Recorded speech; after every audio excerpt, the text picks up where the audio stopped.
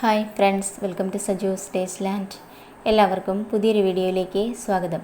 ഇന്നത്തെ വീഡിയോ എന്ന് പറയുന്നത് നമ്മൾ വീട്ടമ്മമാർക്കെല്ലാം വളരെയധികം യൂസ്ഫുൾ ആയിട്ടുള്ള കുറച്ച് നല്ല ടിപ്സുകൾ ഉൾപ്പെടുത്തിക്കൊണ്ടുള്ള വീഡിയോ ആണ്. അപ്പോൾ ഈ വീഡിയോ നിങ്ങൾ മുഴുവനായിട്ട് തന്നെ ഒന്ന് കണ്ടു നോക്കണം. അപ്പോൾ സിമ്പിളായിട്ടുള്ള ടിപ്സുകളാണ്. അപ്പോൾ നമുക്ക് ഒരുപാട് ബുദ്ധിമുട്ടുകൾ ഉണ്ടാക്കുന്നതാണ് ഈച്ച, പല്ലി, പാറ്റ, കൊതുക് ഇങ്ങനെയുള്ളതെല്ലാം.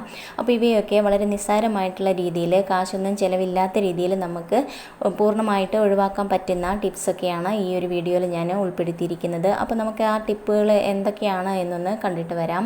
അപ്പോൾ അതിന് ആദ്യത്തെ ടിപ്പ് എന്ന് പറയുന്നത്, നമ്മൾ ഇതേപോലെ ബിരിയാണി, നെയ്ച്ചോറ് ഇങ്ങനെയുള്ളതൊക്കെ നമ്മൾ കൂടുതലൊക്കെ ഉണ്ടെന്നുണ്ടെങ്കിൽ തീർച്ചയായിട്ടും നമ്മളത് ഫ്രിഡ്ജിലായിരിക്കും സൂക്ഷിച്ച് വെക്കുന്നുണ്ടാവുക. അപ്പോൾ എന്തായാലും ഫ്രിഡ്ജിൽ സൂക്ഷിച്ച് വെക്കുമ്പോൾ നമുക്കത് ഡയറക്റ്റായിട്ട് എടുത്ത് ചൂടാക്കുമ്പോൾ അത് വേറൊരു പാത്രത്തിലേക്ക് ഇട്ടിട്ടൊക്കെ ആയിരിക്കും നമ്മൾ ചൂടാക്കുന്നുണ്ടാവുക. അപ്പോൾ ഡയറക്റ്റായിട്ട് ചെയ്യുമ്പോൾ എന്തായാലും അതിൻ്റെ ടേസ്റ്റ് മാറും. അതുപോലെ തന്നെ അടുക്കി പിടിക്കാനുള്ള ചാൻസൊക്കെ ഉണ്ട്. എന്നാൽ നല്ല ഫ്രഷ് ആയിട്ടുള്ള രീതിയിൽ നമ്മൾ അപ്പം തന്നെ ഉണ്ടാക്കിയെടുത്തിരിക്കുന്ന ആ ഒരു രീതിയിൽ നമുക്ക് കിട്ടുന്ന ടിപ്പാണ് കാണിക്കാൻ പോകുന്നത്. അപ്പോൾ ഒരു പാത്രത്തിലുണ്ടായിരുന്നതിൽ ഒരു 1/4 ഭാഗത്തോളം ഞാനൊരു കുക്കറിലേക്ക് ഇട്ട് കൊടുത്തിട്ടുണ്ട്. എന്നിട്ടൊരു 1/4 ഗ്ലാസ് തൊട്ട് ഒരു 1/2 ഗ്ലാസ് വരെ വെള്ളം നമുക്കിതിലേക്ക് ഒഴിച്ചു കൊടുക്കാവുന്നതാണ്. എന്നിട്ട് നമ്മൾ അടച്ച് വെച്ചിട്ട് വിസിലൊക്കെ ഇട്ടതിന് ശേഷം നമുക്ക് സ്റ്റൗവിൽ വെച്ചിട്ട് ഒരു ലോ മീഡിയം ഫ്ലെയിമിൽ വെച്ചിട്ട് നമുക്ക് ഒരു 5 മിനിറ്റ് ഒക്കെ നമുക്കൊന്ന് ചൂടാക്കി എടുക്കുകയാണ് വേണ്ടത്. അപ്പോൾ വിസിൽ വരേണ്ട കാര്യമില്ല. വിസിൽ വരുന്നതിന് തൊട്ട് മുമ്പായിട്ട് നമ്മളത് സ്റ്റൗവ് ഓഫാക്കണം. ഇപ്പോൾ നോക്കുമ്പോൾ നന്നായിട്ട് തന്നെ നല്ല ഫ്രഷായിട്ട് നമുക്ക് കിട്ടിയിട്ടുണ്ട്. ഒന്നൊന്നിൽ തൊടാത്ത രീതിയിൽ തന്നെ നമുക്കത് കിട്ടിയിട്ടുണ്ട്. നന്നായിട്ട് ചൂടായിട്ട് നമ്മളൊരു ഇപ്പോൾ തയ്യാറാക്കിയിരിക്കുന്ന ആ ഒരു ബിരിയാണിയുടെ ഒക്കെ ടേസ്റ്റിൽ തന്നെയാണ് നമുക്കത് കിട്ടുന്നത്. ഒട്ടും തന്നെ അടുക്കി പിടിച്ചിട്ടില്ല. ഇനി നമുക്ക് വളരെ കുറച്ച് ഒക്കെയാണ് നമുക്ക് ചൂടാക്കി എടുക്കേണ്ടത് എന്നുണ്ടെങ്കിൽ, ഇപ്പോൾ കുട്ടികളൊക്കെയാണ് ഉള്ള വീടുകളിലൊക്കെ ആണെന്നുണ്ടെങ്കിൽ അവർ ഇടയ്ക്ക് ഒക്കെ ചോദിച്ചു വരും. അപ്പോൾ കുറച്ചായിട്ടൊക്കെ എടുത്ത് ചൂടാക്കാൻ പറ്റുന്ന ആ ഒരു രീതിയാണ് കാണിക്കാൻ പോകുന്നത്. അപ്പോൾ അത് കുറച്ചേ ഉള്ളൂ. ഇനി നമുക്കിത് എങ്ങനെയാണ് ചൂടാക്കുന്നത് കാണാം. അപ്പോൾ ആ പാത്രത്തിൽ തന്നെ വെച്ചിട്ടുണ്ട്. എന്നിട്ട് നന്നായിട്ട് അടച്ച് വെക്കുക. അപ്പോൾ ഞാൻ വേറൊരു പാത്രത്തിലേക്ക് കുറച്ച് വെള്ളം എടുത്തിട്ടുണ്ട്. ആ ഒരു വെള്ളം നമുക്ക് നന്നായിട്ടൊന്ന് ചൂടാക്കിയെടുക്കണം. അപ്പോൾ ചൂടായി വരുമ്പോൾ നമുക്ക് ഈ ഒരു പാത്രം നമുക്കിതിലേക്ക് ഇറക്കി വയ്ക്കാം. അതിന് ശേഷം ഒന്ന് തിളപ്പിച്ചെടുക്കുക കേട്ടോ. അപ്പോൾ കുറച്ച് സമയം ഇരിക്കുമ്പോൾ ഒന്ന് തിളച്ച് വന്നതിന് ശേഷം നമുക്ക് സ്റ്റവ് ഓഫാക്കി വെച്ചതിന് ശേഷം അത് ആ ഒരു പാത്രത്തിൽ തന്നെ കുറച്ച് നേരം വെക്കുക. അപ്പോഴേക്കും തന്നെ അത് നന്നായിട്ട് ഫ്രഷായിട്ട് തന്നെ നമുക്കത് കിട്ടും. നന്നായിട്ട് ചൂടായിട്ട് ഒന്നൊന്നിൽ തൊടാത്ത രീതിയിൽ തന്നെ നമുക്ക് നല്ല ഫ്രഷായിട്ട് കിട്ടും. ഇപ്പോൾ ഇത് നല്ല ഒരു ടേസ്റ്റിൽ തന്നെ നമുക്ക് കിട്ടുന്നതാണ്. അപ്പോൾ കുറച്ച് ഒക്കെ ഉള്ളൂ എന്നുണ്ടെങ്കിൽ ഈ രീതിയിൽ നമുക്ക് ചൂടാക്കിയിട്ട് എടുക്കാവുന്നതാണ് കേട്ടോ.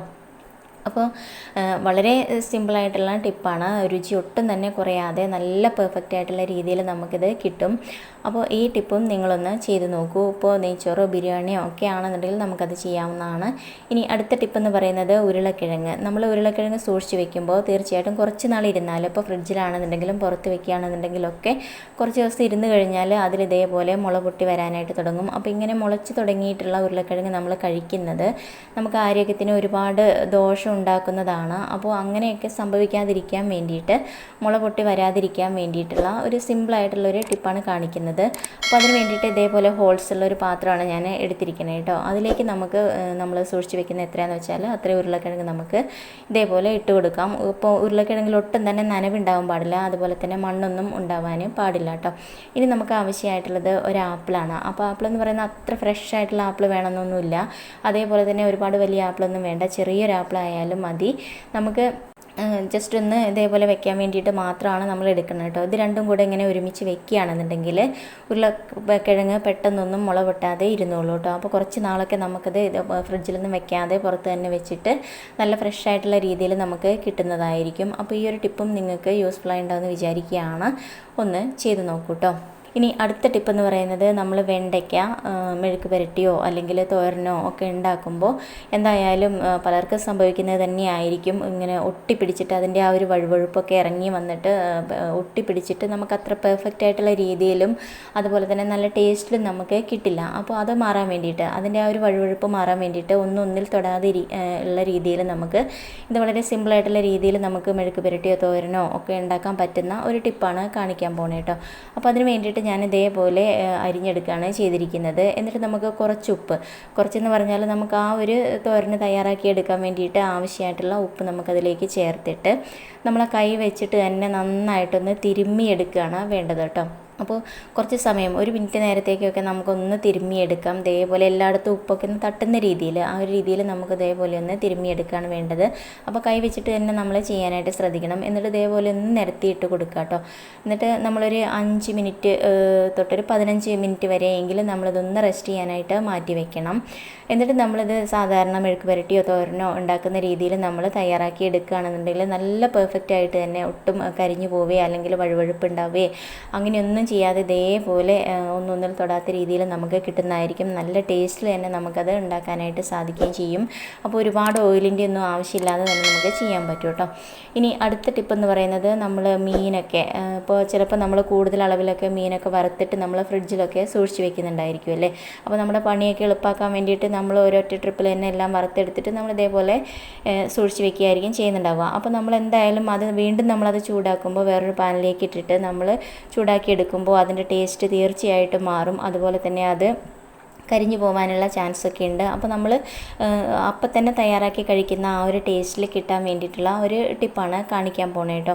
അപ്പോൾ നമുക്ക് കൂടുതലൊക്കെ ഉണ്ടെന്നുണ്ടെങ്കിൽ നമുക്ക് ആവശ്യമായിട്ടുള്ളത് എടുത്തിട്ട് നമുക്ക് ചൂടാക്കി എടുക്കാവുന്നതാണ്. അപ്പോൾ ആ ഒരു ടിപ്പാണ് കാണിക്കാൻ പോകുന്നത്. അപ്പോൾ ഇത് ഞാൻ മുഴുവനായിട്ട് തന്നെ ചൂടാക്കി എടുക്കുന്നുണ്ട്.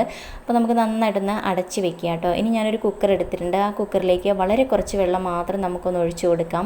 എന്നിട്ട് നമ്മുടെ ഈ പാത്രം അതിലേക്ക് ഇറക്കി വെച്ചിട്ട് നമുക്ക് വിസിലിട്ട് കൊടുക്കാം. അതിന് ശേഷം നമ്മൾ ഒരു 5 മിനിറ്റ് നേരത്തേക്ക് നമ്മളിതൊന്ന് ചൂടാക്കി എടുക്കുകയാണ്. ലോ മീഡിയം ഫ്ലെയിമിൽ വെച്ചിട്ട് നമുക്ക് ചൂടാക്കി എടുക്കാം. അപ്പോൾ നമുക്ക് വിസിൽ അടുപ്പിച്ചെടുക്കേണ്ട കാര്യമില്ല കേട്ടോ. ഒരു കുറച്ച് സമയം ഒന്ന് ചൂടായി കിട്ടിയാൽ മാത്രം മതി. അപ്പോൾ വിസിലൊക്കെ വരുന്നതിന് മുമ്പായിട്ട് തന്നെ നമ്മളത് ഓഫാക്കി എടുക്കണം. ജസ്റ്റ് ഒന്ന് ചൂടാക്കി എടുക്കുക. അപ്പോൾ അത് നന്നായിട്ട് തന്നെ ചൂടായിട്ട് വന്നിട്ടുണ്ട്. ഇനി നമ്മളത് തുറന്ന് നോക്കുമ്പോൾ നല്ല ഫ്രഷായിട്ട് നമ്മളിപ്പോൾ വറുത്തതുപോലെയുള്ള ആ ഒരു ഫ്രഷിൽ തന്നെയാണ് നമുക്കത് കിട്ടിയിരിക്കുന്നത്. അപ്പോൾ ഈ രീതിയിൽ ഒന്ന് ചെയ്ത് നോക്കൂ. ഇനി അടുത്ത ടിപ്പ് എന്ന് പറയുന്നത്, നമ്മൾ പല്ലി അതുപോലെ തന്നെ ഈച്ച, പാറ്റ, ഇങ്ങനെയുള്ള കൊതുക്, ഇങ്ങനെയുള്ളതിനൊക്കെ നമുക്ക് ഒഴിവാക്കാൻ പറ്റുന്ന ഒരു ടിപ്പാണ് കാണിക്കാൻ പോകുന്നത്. അപ്പോൾ നമുക്ക് എല്ലാവർക്കും അറിയാവുന്നതാണ്, നമുക്ക് ഒരുപാട് ബുദ്ധിമുട്ടുകൾ ഉണ്ടാക്കുന്നതാണ് ഈച്ചയും അതുപോലെ തന്നെ പല്ലി, പാറ്റ. ഇതൊക്കെ നമ്മളെ ഭക്ഷണത്തിലൊക്കെ വന്നിരിക്കുക, അതുപോലെ പാത്രത്തിലൊക്കെ കയറിയിരിക്കുക, ഇങ്ങനെയൊക്കെ ഒരുപാട് ബുദ്ധിമുട്ടുകൾ ഉണ്ടാവും. ഇപ്പോൾ സ്റ്റവിൻ്റെ അടിയിൽ അങ്ങനെയൊക്കെ ഒരുപാട് പ്രശ്നങ്ങളുണ്ടാവും. അപ്പോൾ അതിനെ ഒഴിവാക്കാൻ വേണ്ടിയിട്ട് ഞാൻ കുറച്ച് കമ്മ്യൂണിസ്റ്റ് പച്ചയാണ് എടുത്തിരിക്കുന്നത്, അതിൻ്റെ ഇലയാണ് എടുത്തിരിക്കുന്നത് കേട്ടോ.